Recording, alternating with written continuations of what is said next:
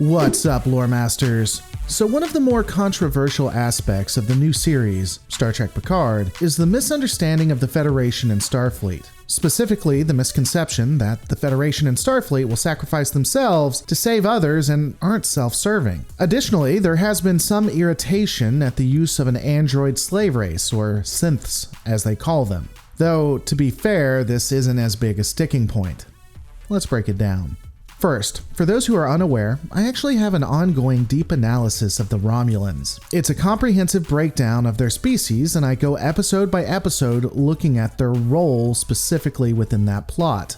It can be found in the top right-hand corner if you're interested. The truth is, when you sit down and look at all the instances between the Romulans and the Federation, and you consider the amount of antagonism between the two, you'll find out that it's quite pronounced. Perhaps as much as the Klingons throughout the franchise, and that includes Discovery. The truth is, the Federation and the Romulans have never gotten along, even when they were allies. In Enterprise, the Romulans attempt to cause discord within the Alpha and Beta quadrants by causing divides between the major powers, nearly creating out-and-out war. When we move to the original series, we see the Romulans idly destroying Federation bases only to be attacked and obliterated by the original Enterprise. And then the Federation using subterfuge to steal their cloaking systems. And then TNG. TNG is where a lot of what we see in Star Trek Picard being pulled from. In The Next Generation, Starfleet is so obsessed with the Romulans that by being only a fourth Romulan, you are considered something other. You can't work for Starfleet, and if you're caught lying about it, your entire career is over. In the same series, when Iconian technology is discovered, does Starfleet reach out to its enemy? Try to bridge a bond?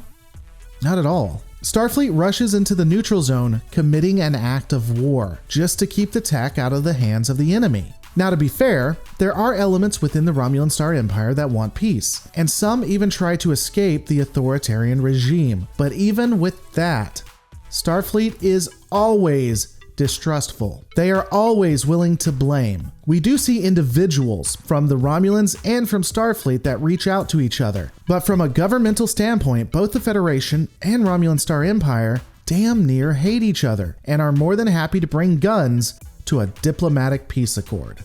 In Deep Space Nine, it doesn't get much better. The Romulans show up at the last minute to assist in almost every battle, but there never is camaraderie. Hell, Starfleet has to break all of its oaths, become what it abhors, kill, cover up the crimes of other men, and ultimately live with it, just to bring the Romulans into the war. And even after being allies, the Romulans try to install planetary weapons on one of Bajor's moons in order to create a stronghold there. A stronghold that would be hard to remove after the war. It's a Starfleet admiral that has to threaten war with the Romulan Star Empire to get them to back off. The Ryansu, at best, are a tool for Starfleet, and at worst, are bitter enemies worth hating. Anyone who says anything else either has a severe case of nostalgia or selective member berries. So with that addressed, let's look at the interview in Star Trek Picard's Remembrance.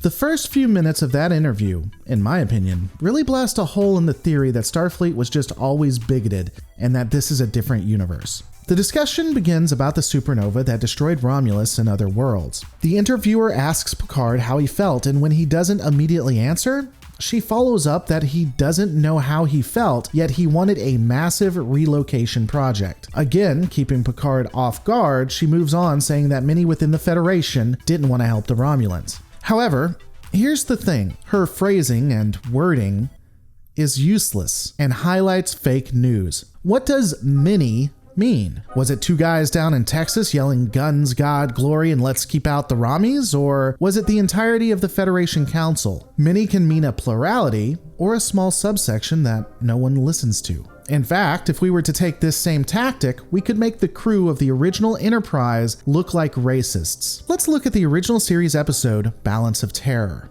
After those events, let's question the captain like this interviewer questioned Picard. Captain Kirk, is it not true that after realizing the Romulans look like Vulcans, your crew began to think Spock was a traitor? Did not some of them openly talk about how he can't be trusted at this point? Is it not true that your own chief medical officer often calls one of your only Vulcan members a greenblood? Do you not deny that there have been many statements criticizing Spock for him being Vulcan from multiple sources. I mean, damn.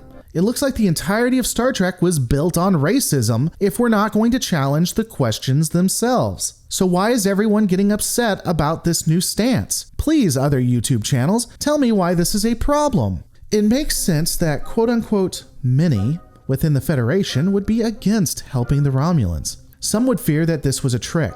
Others would want to protect the Federation and work on reconstruction after the Dominion War. And others probably hated Romulans because of the color of their blood. But that doesn't mean a plurality. If there had been so much hatred, like some channels seem to claim, Picard never would have talked the Federation Council into helping, which he absolutely did. The Federation Council voted for a relief mission that was to be sent to Romulus and other planets immediately. Put simply, this was a deceitful question asked by a dishonest interviewer that people put too much stock into. Let's go ahead and continue on. The interviewer then clarifies and tries to make it seem like it was just Romulan lives, of which she is corrected by Picard telling her, no, it was lives. Their skin tone, their blood didn't matter, and it wasn't just Romulans. This is very telling because it would seem that she is trying to perhaps dog whistle or demean the loss of life by pointing out that it was, again, just Romulan lives. And Picard, of course, counters her. We don't know a lot about the Federation News Network at this point, nor do we really know anything about the interviewer. I honestly would equate this to modern forms of dog whistling that we see today. The Romulans aren't trusted by the Federation, as we've established. So by pointing this out, she's able to make it quite clear to those who would have bias. That's just a thought. I'm open to being wrong, so give me your opinions. Moving on, the interviewer begins to discuss how Picard left the Enterprise to help assist the Romulans.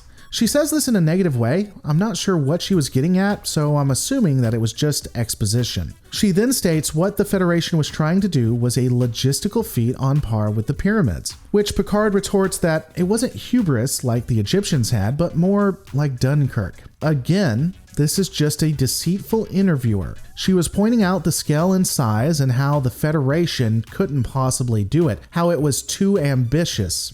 Picard's response is a whole nother ball of wax that we may discuss at some point. The entire interview then goes off the rails and she focuses on the synthetics going insane and destroying Utopia Planitia, causing the destruction of Mars that creates a fire that rages even to this day. They discuss how synthetics went rogue and that banning synthetic life forms was a mistake. The Admiral then admits his loss of faith in Starfleet was total, that Starfleet became something he didn't believe in. The Federation turned its back on the galaxy. However, this is not out of the wheelhouse of Starfleet. Starfleet will turn its back on people when things get too tough. Individual captains may not. Individuals will disobey orders, but Starfleet Command, in a heartbeat, will do it. In Star Trek The Undiscovered Country, Kirk was left to the tender mercies of the Klingons. Moving on to TNG, look no further than the Maquis, Federation citizens that they left to the wolves. Not to mention that when Cardassia invaded Bajor, Starfleet stood back. Because somehow, one government invading another becomes an internal matter. In Deep Space Nine, Starfleet tried to make peace with the Dominion. The Dominion for far, far too long. Starfleet turns its back on people that needs its help. A lot. Picard was a fool to think it was anything other than what it was. And so is any person who has watched all of the series and thinks the same as Picard did. I won't go too much into the androids because most people see that for what it is. The only thing I'll note is that Starfleet never really learned its lesson in enslaving synthetic life.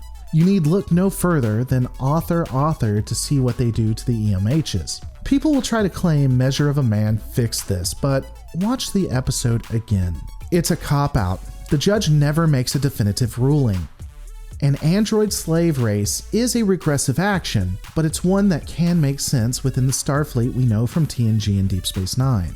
In the end, the Starfleet of Picard and of the Federation is consistent. It may be going further down the rungs of the ladder, slowly getting more and more into a quagmire. But that slow fade has always happened and hasn't changed. What has changed is us, the viewers, and our memories of a show that was great, that showed that humanity could be the pinnacle, that we could reach for the stars. But ultimately, we don't remember the flaws that were obviously there. But all of these are my opinions. What are yours? Let me know in the comments below. Don't forget to rate, comment, and subscribe, and I'll see you on the next Lore Reloaded.